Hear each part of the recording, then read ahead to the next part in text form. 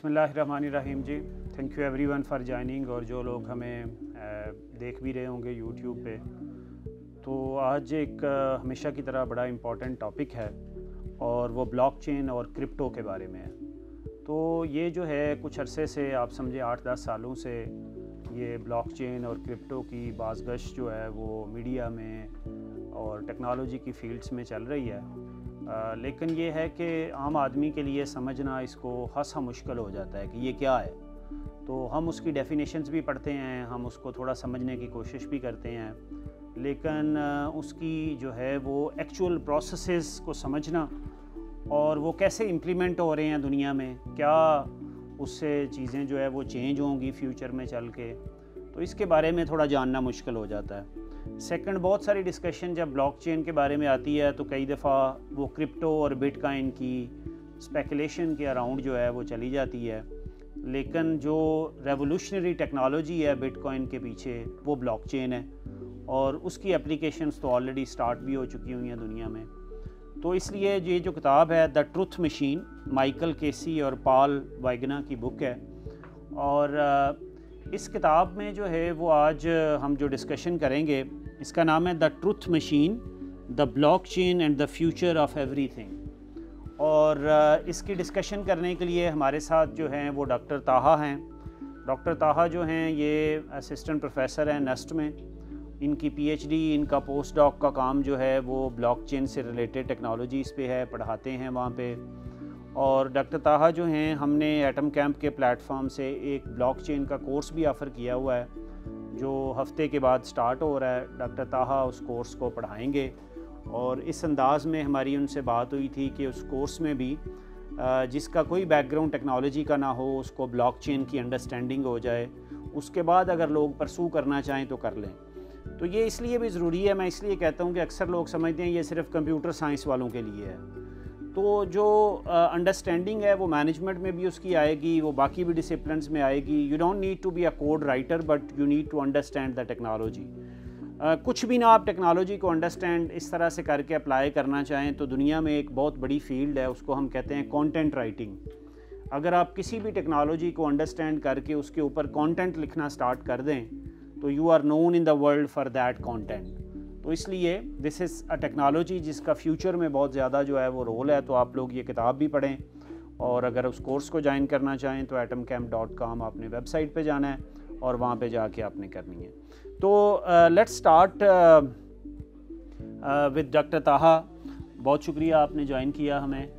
और थोड़ा सा बताएं, हम हमेशा स्टार्ट करते हैं कुछ ऑथर्स के बारे में आप बताएं इस किताब के, और फिर थोड़ा सा हमें किताब का एक ओवरव्यू दे दें। उसके बाद मेरा जो इरादा है वो ये है कि इसके हर चैप्टर उसने एक डिफरेंट सब फील्ड को टच किया है, तो हमें ज़रा उसको चैप्टर वाइज जो है कुछ कॉन्सेप्ट्स को आपसे डिस्कस करता चला जाऊंगा। फिर तो आप थोड़ा ऑथर के बारे में, बुक का ओवरव्यू अगर बता सकें।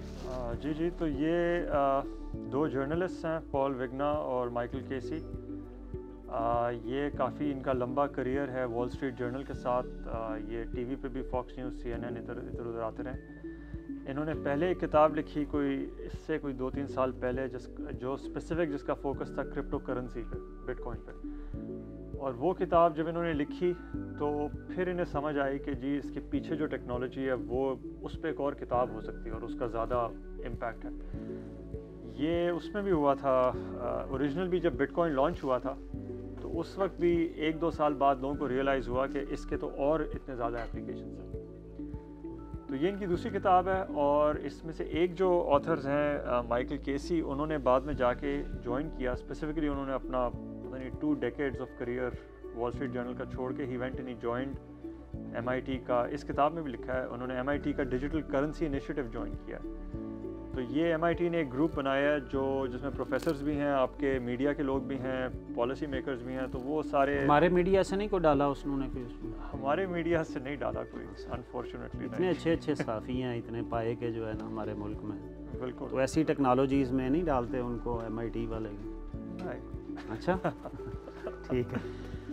तो ये तो इस बुक में इन्होंने क्या किया कि इन्होंने इसको एक तरह से लेमैन के लिए इन्होंने ट्राई किया टू एक्सप्लेन कि जी क्या हो सकता है और क्या इसकी एप्लीकेशंस किस तरह की लगेंगी।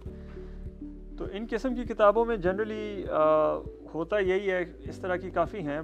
तो इन ये केस स्टडीज़ देते हैं, कोई एग्जांपल्स देते हैं सक्सेसफुल कुछ केसेस के, प्रॉब्लम्स आउटलाइन करते हैं, कुछ लोगों के बारे में बताते हैं, और बस ये स्टैंडर्ड लेमैन के लिए ये बड़ी अच्छी चीज़ है, अंडरस्टैंड करने के लिए बड़ी अच्छी किताब है, जिसका कोई टेक्नोलॉजी का बैकग्राउंड नहीं है, आप उसको समझ सकें, अंडरस्टैंड कर सकें। तो इस पे जो है वो सबसे पहले अब थोड़ा हम जाते हैं कि कुछ हमें बताएं ब्लॉकचेन क्या है।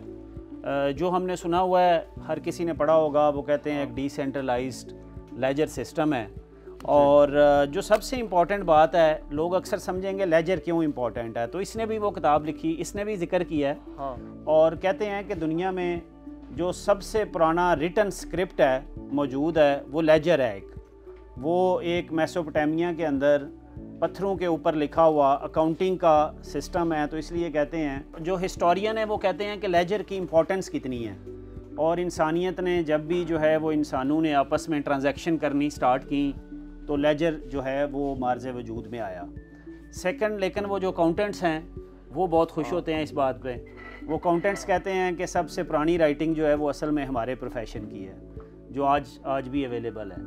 तो लेकिन उसने कहा है कि ये लेजर जो है, लेजर वहाँ से स्टार्ट हुई और लेजर्स बनती चली गई, लेकिन अब ये लेजर्स को ब्लॉकचेन कैसे रेवोल्यूशनाइज करना जा रहा है। What is blockchain? अच्छा, इसमें मैं एक चीज़ आपकी ऐड करूँगा, ये जो फिर मैं आपका क्वेश्चन आंसर करता हूँ। तो इसमें एक मुझे बड़ी अच्छी चीज़ मिली जो मुझे भी खुद पहले नहीं पता थी। तो लेजर तो था, लेजर तो मेसोपोटामिया से आ रहा है। हाँ। इसने बताया इस किताब में कि क्रिस्टोफर कोलंबस के टाइम पे यूरोप में एक वो था, मंक था, प्रीस्ट था, जिसने डबल एंट्री बुक कीपिंग। हाँ, डबल एंट्री, बड़ी अच्छी स्टोरी है। हाँ, हाँ। और वो बताता है कि जी मुझे ख्वाब आई जिसमें मैंने देखा, बाइबल में लिखा हुआ था कि जी क़यामत के दिन, ये देखिए बाइबल ने कैसा मॉडर्न जो है अकाउंटिंग सिस्टम दिया है। तो बाइबल के वो लोग आके अपनी किताब लाएंगे, फिर खुदा अपनी किताब लाएगा और 2 किताबें होंगी। तो उसने फिर डबल एंट्री, उससे बुक कीपिंग इन्वेंट की। तो उससे फिर ये पूरी अकाउंटिंग रेवोल्यूशनाइज हुई। फिर उससे क्रिश्चियंस जो हैं, क्रिश्चियनिटी में इंटरेस्ट लोन देने का इतना कॉन्सेप्ट नहीं था, वो वहाँ से स्टार्ट हुआ, और फिर वो पूरा आपका मॉडर्न फाइनेंशियल जो अकाउंटिंग सिस्टम वहाँ से ट्रेस किया। तो इसमें तो सबको पता है कि लेजर क्या होता है। एक रजिस्टर होता है जिसमें लिखा होता है कि जी ये चीज़ इसकी है, जिसमें वो दुकानदारों ने उधार लिखा होता है, उधार लिखा होता है, इनपुट्स और आउटपुट्स होते हैं आपके। तो लेजर के मसले, जो ट्रेडिशनल लेजर का मसला होता है वो ये है कि जी लेजर अगर मेरे पास है तो उसमें तो मैं एक तरह से मैं उसमें चेंजेस कर सकता हूँ किसी को बताए बगैर, मैं धांधली कर सकता हूँ। ये लोग करते हैं लेजर पे। और अगर मुझे रसीद दी हुई थी किसी ने कि ये आपका, ये मैंने एंट्री की हुई है, तो वो बाद में फिर भी चेंज कर सकता है? वो नहीं, वो बाद में चेंज तो नहीं कर सकता, बट वो इतना क्लियर नहीं है इन द सेंस कि अब इसमें भी एग्जांपल दिया है कि फॉर इंस्टेंस आपका जो 2008 का फाइनेंशियल क्रैश था, उससे कुछ महीने पहले ही लीमन ब्रदर्स ने अपना जो नंबर्स पोस्ट किए थे अपनी अकाउंट्स के, वो रिकॉर्ड प्रॉफिट्स थे, और कुछ महीने बाद वो क्रैश हो गए। तो उसने कहा मसला ये था कि उन्होंने जो अपनी नंबर्स बीच में डाले हुए थे और जो पीछे अकाउंटिंग की हुई थी वो सारी सीक्रेट थी, और वो ठीक तरह वो उस पर थोड़ा सा प्रेशर पड़ा तो वो सारा ख़त्म हो गया। ब्लॉकचेन में ये होता है कि जो भी नंबर्स या जो भी कंप्यूटेशंस होते हैं वो पब्लिकली सब देख सकते हैं। और इसमें पब्लिक, ये वही बात है कि मैंने एक रजिस्टर लिया, मैंने पब्लिक में रख दिया जहाँ पे सब उसको देख सक रहे हैं। अब इसमें मसला क्या है कि पब्लिक रजिस्टर में कोई भी फिर जाके कोई चेंज कर ले। ब्लॉकचेन ने इस प्रॉब्लम को इस तरह सॉल्व किया है कि सिर्फ जिसके पास सीक्रेट कीज़ या वो इंक्रिप्शन कीज़ हैं वो जाके उसमें चेंजेस कर सकता है। जैसे अगर आपने कोई एंट्री करनी है अपने अकाउंट से रिलेटेड, वो सिर्फ आप ही कर सकते हैं उस पब्लिक लेजर में, बाकी कोई भी उसको नहीं कर सकता, बट दे कैन चेक कि ये एंट्री आप ही ने की और किसी ने नहीं की। तो ये एक रेवोल्यूशनरी चीज़ है। इसमें जो वो कहते हैं सबसे जो इम्पोर्टेंट बात आई, इससे क्या रेवोल्यूशनाइज होएगा और जो होने जा रहा है, वो एक जो इम्पोर्टेंट बात है, उस पर पूरा चैप्टर भी इसने लिखा है। उसने कहा ट्रस्ट, बिल्कुल, कि जो इकोनॉमिक सिस्टम है, जो कैपिटलिज्म है, उसके अंदर ट्रस्ट की बड़ी इंपॉर्टेंस है। ट्रस्ट वो फ्लूइड है that joins together this system, और जब ट्रस्ट जो है वो ख़त्म हो जाता है तो फिर सिस्टम कोलैप्स होता है। तो उसने कहा जो अभी लेजर का सिस्टम है, उस सिस्टम के अंदर जो है वो ट्रस्ट एलिमेंट नहीं है, कि आपकी जो एंट्रीज हुई हैं जो आप चेंज कर सकते हो, आपने पीछे क्या किया हुआ है, और अगर ये पता हो लोगों को कि इसको जो है वो गलत नहीं बताया जा सकता तो उससे ट्रस्ट बढ़ जाएगा। इस एस्पेक्ट को थोड़ा सा बताएं। और वो भी कहता है चेंज जो आपने बात की है उसने बड़ी अच्छी, उसमें उसने कहा है जो डी कोड करना है वो इतना को लंबा प्रोसेस है क्रिप्टो में कि वो इट्स नियर टू इम्पॉसिबल कि कोई मिलियन पता नहीं कितने नंबर्स हैं जो आपको डिफरेंट अरेंजमेंट्स बनाने पड़ेंगे जिसको डी कोड करना पड़ेगा अगर आपको ही उसमें जाके चेंज करना है। लिहाजा this is sort of impossible. It is practically impossible. हाँ, तो ये इंक्रिप्शन जो आप अगर किसी चीज़ को इनक्रिप्ट करें तो वो जिसके जो कंप्यूटर साइंस की जो एल्गोरिदम्स हैं वो ऐसे हैं कि मैं फिर पूरी दुनिया की कंप्यूटिंग पावर भी लगा दूं तो मुझे मिलियंस ऑफ ईयर्स लगेंगे उनको ब्रेक करने में। तो वो तो इसीलिए तो मतलब वो डिज़ाइन इसी तरह होते हैं। तो रिगार्डिंग ट्रस्ट, अभी जो हमारी जो सिचुएशन है बैंक्स में, और जैसे बैंक्स में है, बैंक्स अब जैसे दो बैंक्स ने आपस में अगर कोई फंड्स एक्सचेंज करने हैं तो they have to go through a trusted party, जैसे इंटरबैंक कहते हैं। इसी तरह अगर मैंने कोई डॉक्यूमेंट सबमिट करना है तो मैं पहले जाऊंगा नोटरी पब्लिक के पास जो उसे स्टैम्प करेगा। तो जनरली ट्रस्ट के लिए हमारे पास अभी सोसाइटी में मिडल मैन होते हैं, बीच में इंटरमीडियरीज होते हैं। ब्लॉकचेन से जो एक्सपेक्टेड है वो चेंज वो ये है कि आपके ये बीच में से इंटरमीडियरीज निकल जाएंगे, आप खुद ही अपने बेसिस पे ट्रस्टेड ट्रांजैक्शंस कर सकेंगे। तो ये एक रेवोल्यूशनरी डेवलपमेंट है। और इनफैक्ट जो सातोशी जो क्रिएटर है बिटकॉइन का, उसकी जो नोबेल जो थी इकोनॉमिक्स का जो प्राइज़, उसको जो नॉमिनेशन थी उसकी कंट्रीब्यूशन ये लिखी थी कि जी आपने फाइनेंशियल ट्रांजैक्शंस को पहली दफ़ा डिसइंटरमीडिएट कर दिया, मतलब बीच में आपको ट्रस्टेड इंटरमीडियरी की ज़रूरत नहीं है। बिल्कुल ठीक है। दूसरा अब थोड़ा सा करेंसी पे आते हैं। तो बिटकॉइन का जो कंट्रीब्यूशन है, उसके बाद ये इथेरियम और ये सारे जो कॉन्सेप्ट्स आए, उसमें जो इम्पोर्टेंट बात है वो ये है कि जो मॉनेटरी पॉलिसी है हमेशा से गवर्नमेंट का जो है वो मैंडेट रहा है, और गवर्नमेंट में सेंट्रल बैंक्स का जब से बैंकिंग सिस्टम इवॉल्व हुआ है तो गवर्नमेंट किसी ना किसी तरीके से अपनी स्टैंप लगा के कहती है कि ये बिल जो है इसको मैं गारंटी कर रहा हूँ, तो वो गारंटी चाहिए होती है। अब वो कहते हैं कि ऐसी गारंटी के आपका क्या ख्याल है कि क्यों हमें वो गारंटी से नफ़रत है? ये जो सारे लोग हैं ब्लॉकचेन वाले, वो कहते हैं हमें वो गारंटी नहीं चाहिए, हम ख़ुद जो है वो करेंसी अपनी जो है वो क्रिएट करेंगे और गवर्नमेंट का उसके ऊपर कोई कंट्रीब्यूशन नहीं होएगा। तो पहली तो बात ये बताएं कि ये उनको इतनी नफ़रत क्यों है गवर्नमेंट से, और दूसरा इस सिस्टम को ऐसा करने से व्हाट डू यू थिंक कि कैसे ये आगे बढ़ेगा? देखिए, ये हिस्टोरिकली ये पूरा एक स्कूल ऑफ थॉट था, ये जो काफ़ी ऑलमोस्ट सेंचुरी से आ रहा है। इसमें सबसे आगे वो थे, वो जो ऑस्ट्रियन इकोनॉमिस्ट हैं, हाइक और ये सारे। हाइक तो बाकायदा फ्रेडरिक हाइक जो है, he is one of the godfathers of bitcoin. तो नफ़रत जो है ना, आप देखें सबसे ज़्यादा जो है जो बेस्ट एग्जांपल है वो है 2008 का जो फाइनेंशियल क्राइसिस है, वो इसमें भी है। और सातोशी की अपनी राइटिंग्स में भी उसने लिखा है कि मेन जो रीज़न है बिटकॉइन का वो यही है, 2008 का जो फाइनेंशियल क्राइसिस है वो ये है कि गवर्नमेंट को जब आप पावर देते हैं टू मेक करेंसी या टू मैनिपुलेट करेंसी, तो वो जनरली आपके साथ मतलब वो क्या कहते हैं उसे, मतलब उसने जो वर्ड लिया है वो है ब्रीचेस ऑफ ट्रस्ट। वो पैसे अंधाधुंध छाप देते हैं, जिससे पैसे की वैल्यू गिर जाती है। वो पैसे आपके आगे फिर वो पैसे छाप के फिर वो लोन आउट कर देते हैं, रिज़र्व में कुछ नहीं रखते, बेयरली अ फ्रैक्शन इन रिज़र्व रखते हैं, उससे फिर आपके क्रेडिट बबल्स बनते हैं। तो पूरी जो इकोनॉमी के जो मेजर अप्स एंड डाउन्स हैं, दैट दीज पीपल बिलीव कि is due to government control of money. ठीक है, और ये तो आई थिंक ऑस्ट्रियन स्कूल का तो मेन वो कोर टेनेट ही यही है कि वो कहते हैं डिसेंट्रलाइज कर दें, पॉलिटिशियंस यूज़ करते हैं अपने मफादात के लिए, कब उनको मनी की सर्कुलेशन बढ़ानी है, कब कम करनी है, तो उससे इकॉनमी सफ़र करती है। दूसरा, इसने 2-3 जो है काफ़ी बड़ी बहुत सारी उसमें यूज़र केसेस जिनको कहते हैं हम, तो उसने यूज़र केसेस भी डिस्कस किए हुए हैं किताब में कुछ ब्लॉकचेन के कि कहाँ अप्लाई होगी। मसलन एक अगर ब्लॉकचेन पे देखें तो पाकिस्तान के केस में एक बहुत बड़ा मसला जो है वो हमारा रेवेन्यू सिस्टम है। और उसने बात की हुई है कि ये जो दुनिया पूरी के अंदर लैंड रिकॉर्ड्स के सिस्टम हैं, ये कितने जो है वो यहाँ पर मैनिपुलेशन होती है और ब्लॉकचेन टेक्नोलॉजी के ज़रिए वो कैसे जो है वो एक ट्रांसपेरेंट हो जाएगा और हो जाएगा। तो उस पर उसने वो बात की हुई है, बैंकिंग के सिस्टम की उसने बात की है, इंश्योरेंस के सिस्टम पे बात की है। तो ऐसे बेशुमार उसने यूज़र केसेस बताए हैं। तो कोई और ऐसे इंटरनेशनली जहाँ अभी इम्प्लीमेंट हो रही हो ब्लॉकचेन, उससे कोई बेनिफिट्स आ चुके हों अदर दैन बिटकॉइन पे हम बाद में आते हैं, तो इस पे कुछ बताएं हमें। अच्छा, कोई यूज़र केस? हाँ, इसका इलेक्शंस पे भी चल सकता है, वोटिंग सिस्टम में। इलेक्शंस पे भी परहैप्स वो उस पर काम होना है काफ़ी अभी, बट एक पोटेंशियल यूज़ केस है इसका। मैं आपको एक इंटरेस्टिंग एक वो बताता हूँ। ये जो रियल एस्टेट की आपने बात की ना, हाँ, तो रियल एस्टेट उसमें मेन जो ब्लॉकचेन जो रियल एस्टेट में डिप्लॉय कर रहे हैं, उनकी मेन जो इंसाइट है वो ये है कि ब्लॉकचेन में आप एक यूनिक एक टोकन डाल दें जो रिलेट करे टू लैंड, ठीक है, यूनिक टोकन हो। अब यूनिक टोकन्स हमारे पास अगर आप रियल वर्ल्ड देखें तो आपका जो यूनिक टोकन है वो आपका लेट्स सपोज बैंक नोट है। बैंक नोट जो है वो बनता है ऐसे पेपर पे जो आप फॉर्ज नहीं कर सकते, उसका एक यूनिक सीरियल नंबर होता है, साइंड होता है, यूनिक होता है।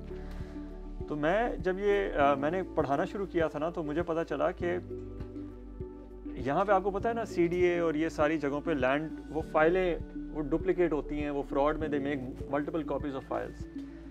तो मैंने सुना है, अब आई डोंट नो कितना सच है, कि बहरिया टाउन की एक इनोवेशन थी कि वो फाइल लेते थे और उस पर फिर वो 10 रुपए का नोट स्टेपल कर देते थे, ठीक है।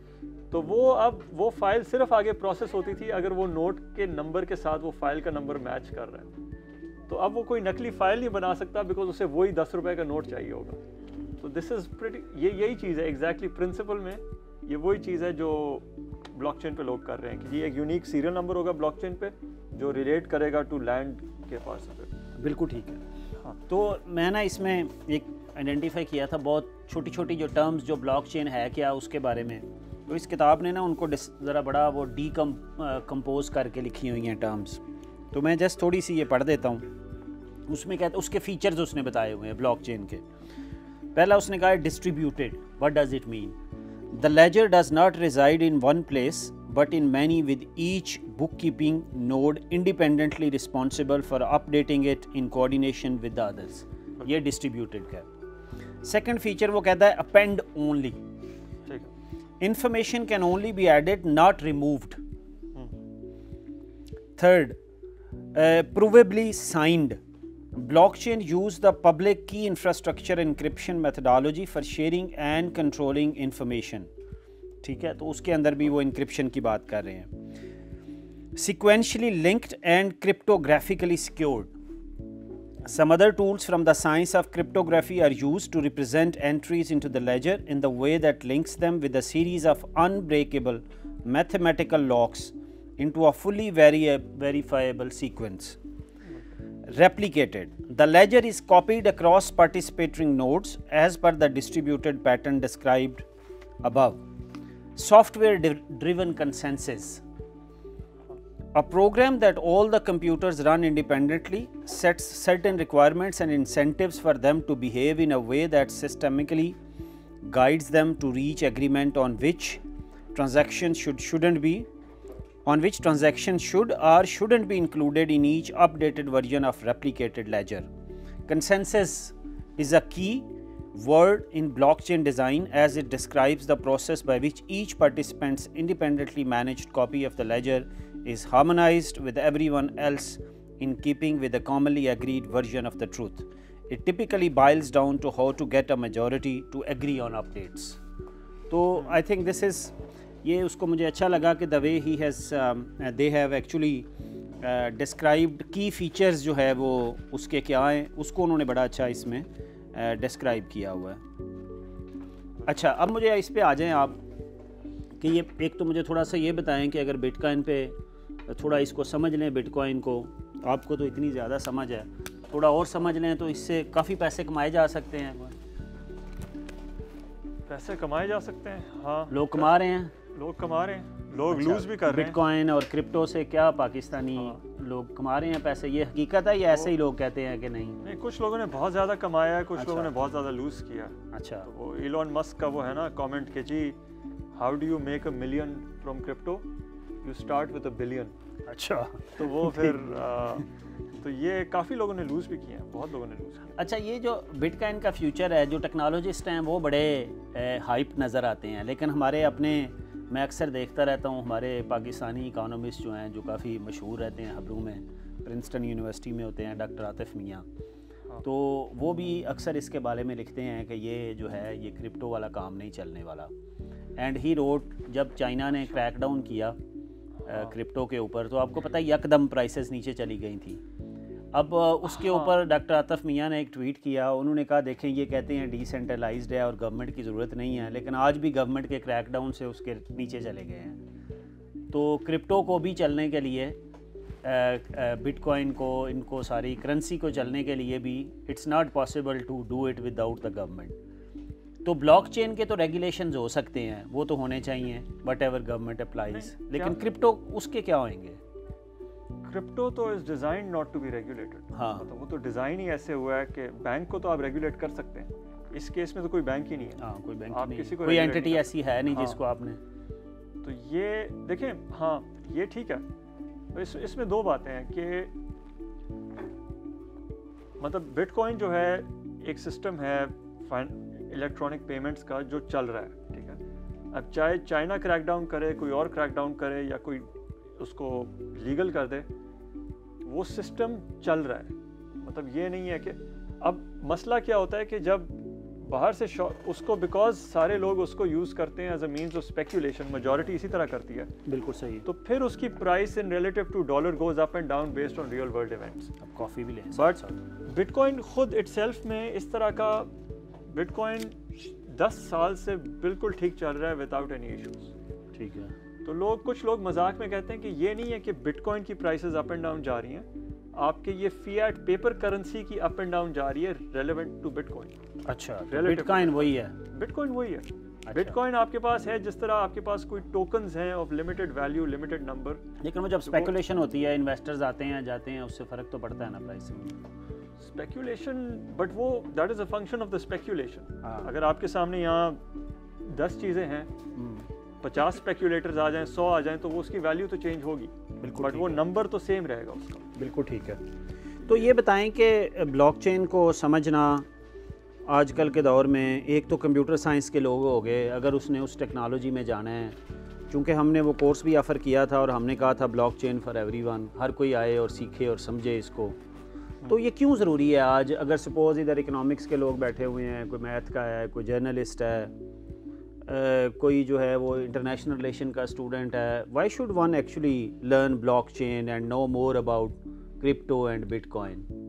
क्या इंसेंटिव कैरियर में हो सकता है, क्या इंसेंटिव? नहीं, ये एक्चुअल क्वेश्चन, ये बेसिकली मतलब one of the things I wanted कि मैं इस कोर्स हम करेंगे ऑफर, उसमें भी एम्फसाइज करूँ, मैं क्लास में भी करता हूँ, वो ये है कि आप मतलब स्पेक्यूलेशन के बाद अगर आप स्पेक्यूलेशन साइड पे करें तो फिर एक्चुअल इट बिकम्स विजिबल कि बिटकॉइन से हो क्या या ब्लॉकचेन से हो क्या सकता है। अब इसकी हर जगह मतलब जो मैं कोटेशन देता हूँ वो ये है हार्वर्ड बिजनेस रिव्यू की कि जी ब्लॉकचेन जो है ना, ये this is not a disruptive technology. Disruptive technology क्या होती है? जैसे करीम है, करीम आया तो सडनली पीली टैक्सी खत्म हो गई, पीली टैक्सी खत्म हो गई, डिसरप्ट हो गई इंडस्ट्री।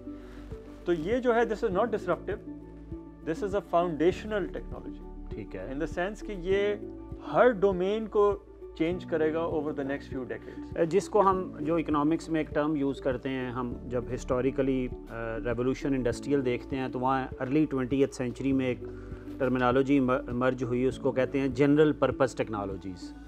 तो जीपीटीज़ में तो क्या ब्लॉकचेन किसी स्टेज, जीपीटी मैं उसमें बता, जीपीटी में ये है इलेक्ट्रिसिटी है, जब इलेक्ट्रिसिटी आई तो no this is a general purpose technology. वो यहाँ बैठ के सईद बुक बैंक के अंदर बत्तियाँ भी जलाती है, वो ये एसी भी चलता है, उससे फैक्ट्री भी चलती है, उससे बस भी चलती है, उससे ट्रेन भी चलती है। इसी तरह इंटरनेट है आपका, हाँ इंटरनेट है, वो भी general purpose technology like the internet. ठीक है, मतलब इंटरनेट हर चीज़ को चेंज किया, आपकी शॉपिंग को चेंज किया, आपके ट्रांसपोर्ट को, आपके लॉजिस्टिक्स को, सोशल लाइव्स, सोशल मीडिया, हर चीज़। ब्लॉकचेन का अच्छा, ये अभी हम जब क्रेडिट कार्ड से जाते हैं, ये तो बड़ा आसान काम है, उसमें मसला क्या है वैसे? क्रेडिट कार्ड में चिप्स भी आ गई हैं, साइन भी हो जाता है, जो है वो आप थंब से भी कर सकते हो। तो जब वो कहते हैं ब्लॉकचेन आएगी तो इसको रेवोल्यूशनाइज कर देगी, तो फिर मैं क्या लेके जाया करूँगा? कार्ड लेके जाया करूँगा? मैं क्या लेके, फ़ोन लेके जाऊँगा? मैं I enter my number, what will I do, how will transaction happen? फिर आप प्रॉब्ली कार्ड टाइप कोई चीज़ आ जाएगी। अभी हमारे पास तो कार्ड अभी तो है ना, और क्या कार्ड लेके करना? वो इसी तरह होगा। अच्छा, या अभी वो है, अभी जो लोग यूज़ करते हैं वो यूएसबी पे हार्डवेयर वॉलेट्स होते हैं। ठीक है। यूएसबी लगाई, अपना पासकोड अपना उस पर यूएसबी के अंदर एक पिन का वो होता है, उसको पिन टाइप की, आपकी ट्रांजैक्शन हो गई। अच्छा, इसी तरह होगा। ठीक है। इसमें तो इसका ये एक और चीज़ है जो ये शायद हम बाद में बात करें। इस किताब में ब्लॉकचेन और बिटकॉइन क्रिप्टो करेंसीज के काफ़ी नेगेटिव्स भी हैं, ठीक है। वो इधर बिल्कुल हल्के हल्के मेंशन हुए हैं, अभी तक कोई सीरियसली उन पे। सबसे बड़ा जो एक यूजेज पे आती है, वो कहते हैं ब्लॉकचेन के लिए, क्रिप्टो के लिए एनर्जी जो है वो बहुत ज़्यादा रिक्वायरमेंट है। तो इस वक्त दुनिया में ऑलरेडी हम फॉसल फ्यूल्स पे चल रहे हैं, more energy in this system.